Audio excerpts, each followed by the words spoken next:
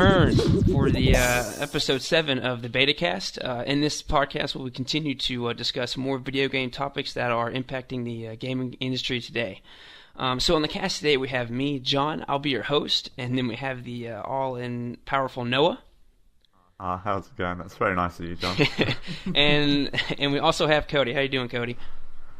Doing good so far. Yeah, awesome. Before we jump into our topics today, we're going to pass it around and see what these guys are playing. So, Noah, we'll start off with you. What games have you been playing? Wow, I'm playing a game that I'm not sure if you guys have heard of before. It's a very good game. It has a few glitches. And that game would be Don Bending Cricket 14. I've never heard of it before. Yeah. So far, I've probably sunk about 200 hours into it. Holy cow. That's just going to increase and increase and increase, because I've been playing it every day since like April, so I've spent quite a lot of time in that.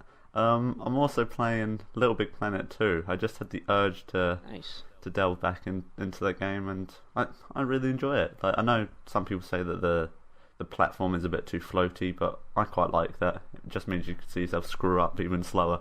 Right. So are you going to get Little Big Planet 3, or is this like a preparation to get ready for that, or at all? Or? Not really a preparation. I mean, Little Big Planets aren't games that you'd buy your console for, but they're just sort of like nice things to pick up when they do come out. Mm-hmm. So I'll definitely pick it up. I'm not looking forward to it, but I know I'll enjoy it when it does come out. It's just like one of the games you just like, oh yeah, Little Big Planet's out today, I'll go and pick that up. Just not ones that you're waiting like desperately for, but it does seem like they're changing up the formula a bit, so that'll be pretty good. Yeah, I like the Little Big Planet games, but I agree, it's just it's not a game. It's not like Destiny. I'm not gonna like get it the day of and just like take off work and go play it all day. Yeah, exactly. It's just a nice, like, charming game that has lots of personality and has Stephen Fry in it. I'm not sure if you guys are familiar with. Yeah. Is he the narrator? He's the narrator. Really? Yep. That's cool. I never knew that. Yep. Yeah. I mean, that's just a reason to get it, isn't it? Pretty much. Cool. So what about you, Cody? What are you playing? I've been playing Tales of Exilia. I got it because I wanted to try Tales of Exilia 2, and, you know, I gotta start with the first one, so, I'm not having fun. First of all, I'm not a big fan of Tales games. They really have a weird way of doing RPGs. It's got like it's an action combat system, but you don't feel like it is. It's more or less just kind of button mash until it's dead kind of game, and they give you a lot of moves that don't really matter. And the one problem I have with it the most, I mean, I can get past the combat system, but oh my god, the dubbing is terrible. Like, oh man, the voices don't fit the characters at all, and just like some of the, I don't know, it's bad. That's all I can say. You'd have to hear it. It's terrible. But I know a lot of people say that with the Tales games in general, that's probably their main gripe, is the dubbing is horrendous. But you know, there's that. And then Plants vs. Zombies Garden Warfare. I've been playing that since it came out like a week ago. It's not bad. At first, I was really into it, but it's one of those games where it has a good first impression, but the more you play it, the more you start to see kind of the flaws in it. It's not enough to, you know, keep me away from the game, but you know, the minuscule problems at first kind of grow, but. Right. I was actually thinking about picking that up. Would you recommend it? Because I'm not sure if I want to get it. I think for the price, it's not bad, but I would recommend you watch gameplay of it first, because there are 4 classes for each side. You know, whether you play plants or zombies. The thing is each class has 3 abilities, and a lot of the abilities are kind of samey, along with weapons. Like the pea shooter has kind of a almost the same exact attack as like the engineer on the zombie side, and the engineer kind of has the same attack as the scientist on the zombie side, and a lot of the abilities are the same, like the sunflower ability and the pea shooter ability are almost the exact same. It's something you'd have to look into. It's something I kind of got bored of for a while. I'm taking a break from it right now, but it holds you over at first, Yeah. Like I said, it has a good first impression. But when I saw it at E3, it must have been a couple of years ago. I think that was when, along with the Xbox One, it was in that conference. And it to me, it looks really nice from what I remember. If it stays true to that demo, but it just reminds me of a game that you just sort of go around to a friend's and sit down and play sit on the couch and play a couple of hours of, and then go and do something else. Just sort of like a charming game that you could have some fun with, but only if you like know the people you're playing with. I'm not sure. Can you play co-op like split screen, or is it just multiplayer? You can play split screen, but you can only play Garden Ops, which is like a horde mode for the Gears of War fans out there. But it has a really weird grouping system where if you join a game, you can't have like a squad going into it. So if you want to invite your friend, the game that you join, you have to pray that there's a spot open and that it's on the team. And you can switch teams at any time, given, no matter whether you're losing and the enemy team's winning, if there's like 5 seconds left, you can switch over to the plant side, get tons of coins, and, Wow. Yeah, that's what I said.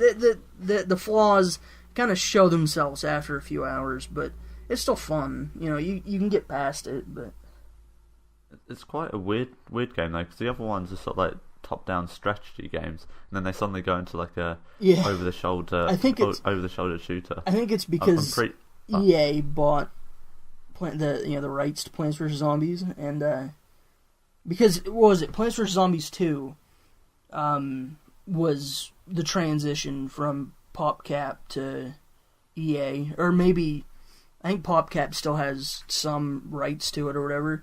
But I think they were thinking, oh hey, we're EA, let's make what we're known for, a shooter, and it was cool. I mean, it's a cool gimmick, but it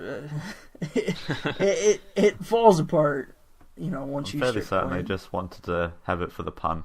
That's essentially all it was. Garden warfare. Yeah.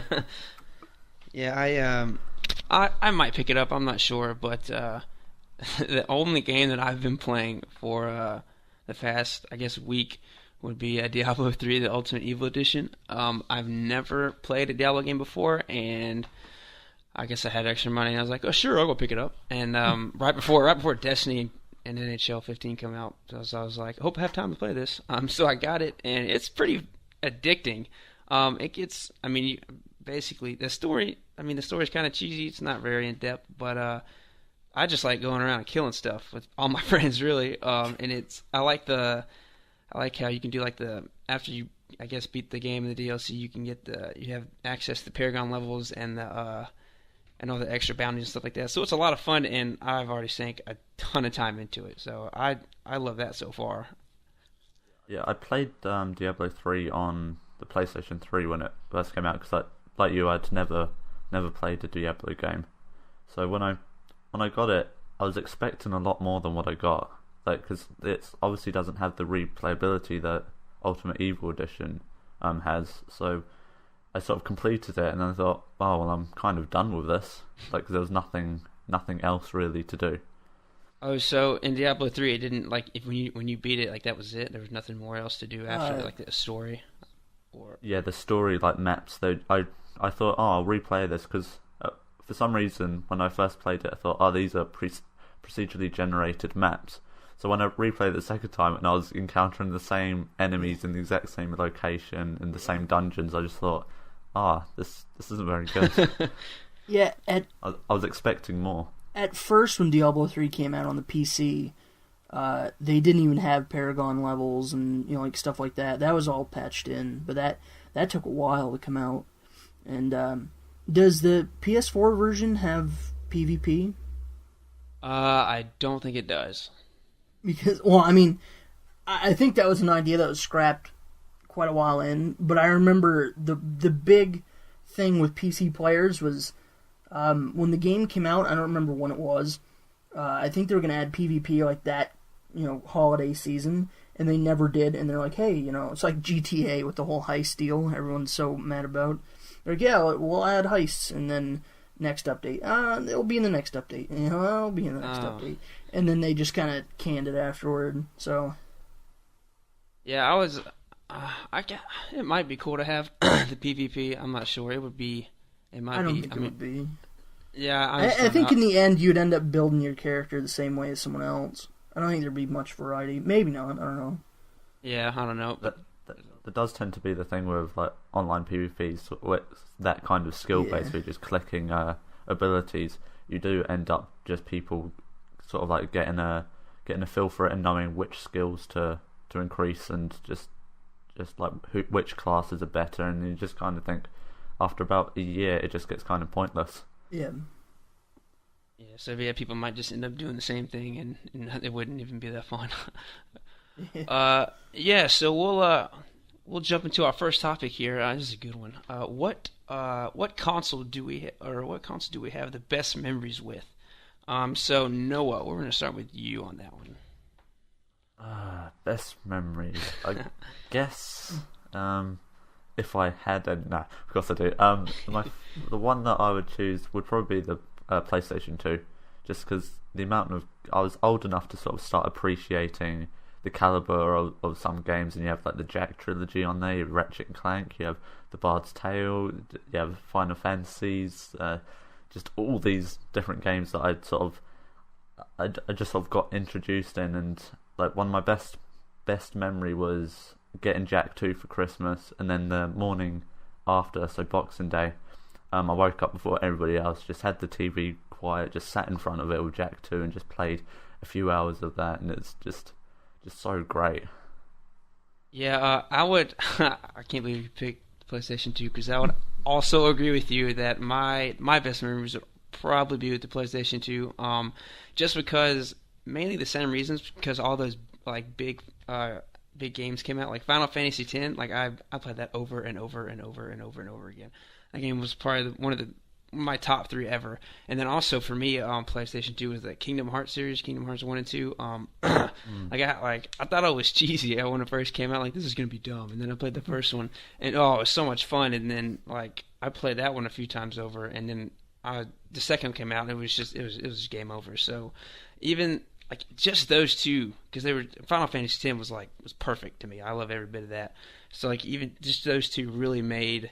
Because I spent hours and hours on those games. Really made the PS2 probably one of my favorites. With memory. With my best memories. Yeah, when just going back to Kingdom Hearts, like the cheesiness. I mean, it is when you thought about it, it was going to be cheesy, and then when you played it, it was cheesy, but it was kind of like the anime kind of cheesy, where it has so much going for it that you forgive it for that, just because yeah. it's just such a good game, and a Final Fantasy game that I really enjoyed. Yeah, you can call it a Final Fantasy game. It has the characters in. It was actually Dirge of Cerberus, where you play as Vincent Valentine. Did any of you pick that up? I've heard mixed reviews of it, so no. But I really enjoyed it. Did you really? Yeah, I did. I think the internet would disagree, but probably. But yeah, no, I've seen gameplay of it, and it looks decent, but. Yeah, it wasn't like groundbreaking, but it was just picked it up. Well, my brother bought it, so the money wasn't coming out from me, so I just put it in the console, played it, and really enjoyed it. So yeah. So Cody, what would it be? What console do you have your best memories with? I'd probably have to say the Super Nintendo, I guess, because I remember being a kid in like elementary school having a Super Nintendo, and nobody else did. Nobody had a clue what the Super Nintendo was, and I don't know, it was pretty cool. I remember what it is, there was a local like grocery store that for some reason had like a whole aisle dedicated to Super Nintendo games where you could rent them, and we'd go there like every day and rent a game, and then like take it back and then get another one, take it back, another one, and I had to have played every single game they had for the Super Nintendo there. And the thing is like I didn't have the N64 until it came out, like until a year before the GameCube came out. So the Super Nintendo was like my thing up until like the GameCube, which I don't remember when the GameCube came out, but I had it for a long time. But yeah, there's I don't think you could tell me a game on the Super Nintendo that I wouldn't know because I played the crap out of the Super Nintendo.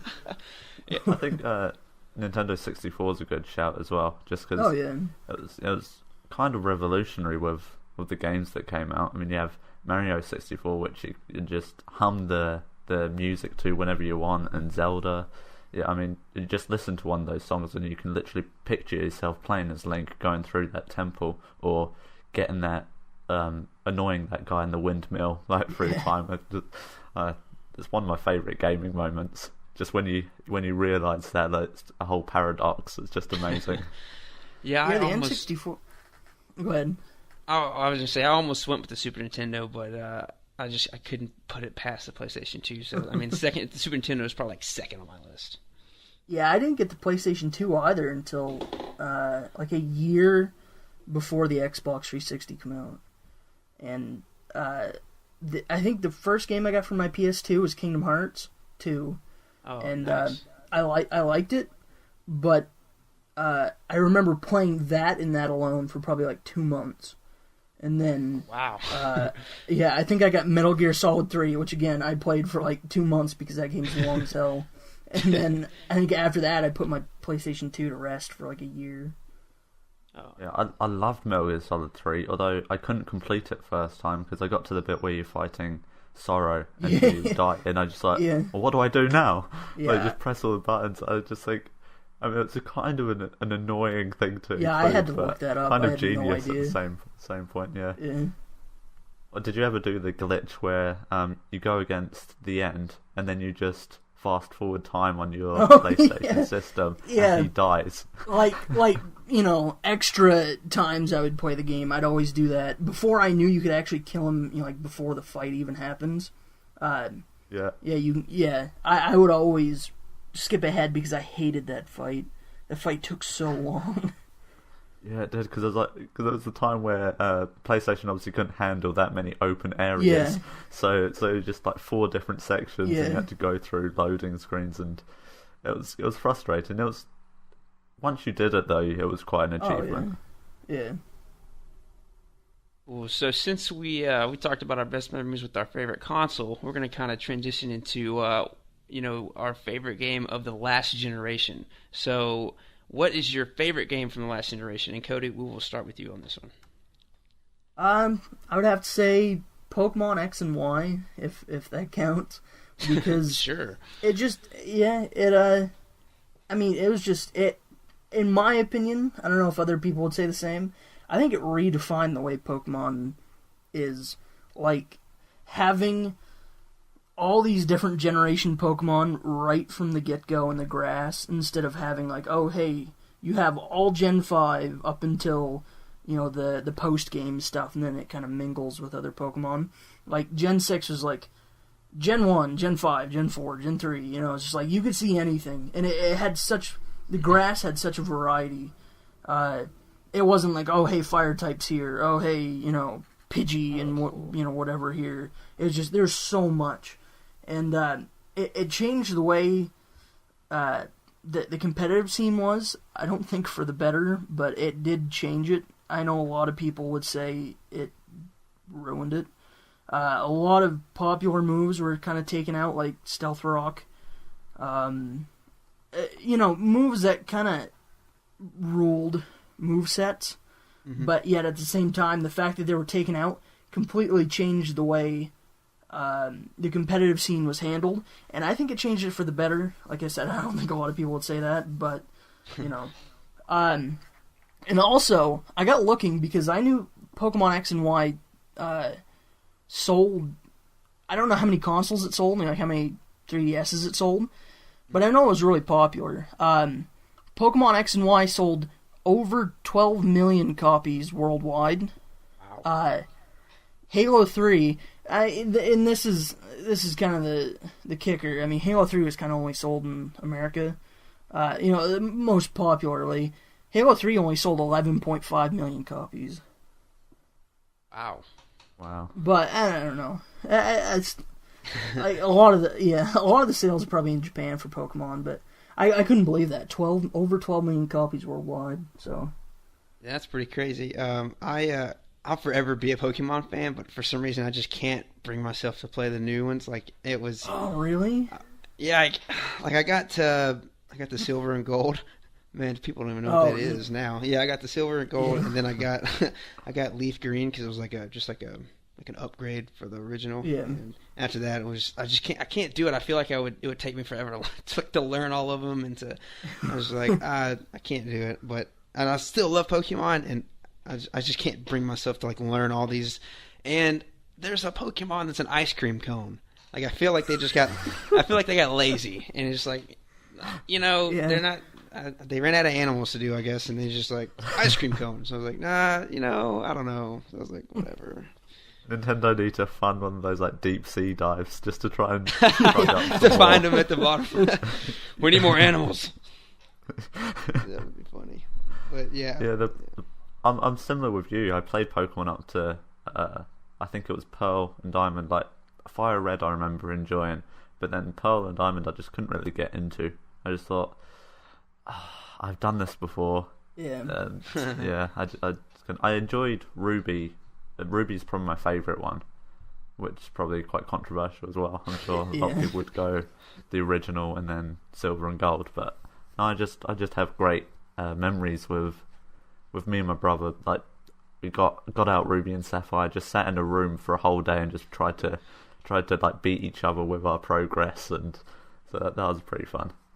Yeah, I actually kind of envy all the kids now. They grow up with all these Pokemon. We have like 150. They have like 600 to choose from. So it's like, so it's like, dang, I wanted that many when I played it. So I was like, oh, whatever. But Noah, what would be your favorite game of the last generation? Well, favorite would obviously be The Last of Us, because I think that's the pinnacle of the generation. Mm-hmm. However, the game that I feel defines last generation would actually be the first game of the game that I was playing this week would be Little Big Planet. Oh, I thought you were going to say Don Bradman Cricket. Don't get him going again. He'll never stop talking about it. It's not last gen. I'm still playing it.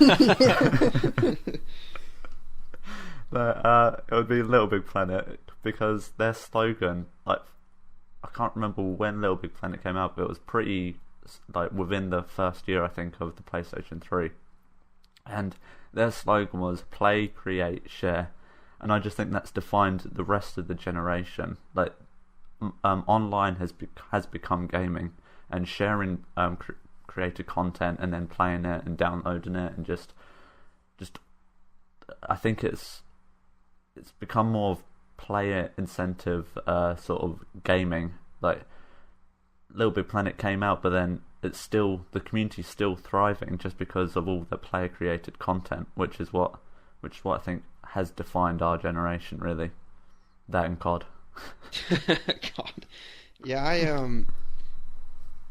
I wouldn't disagree with you, but because I want to do it, John. You know you want to.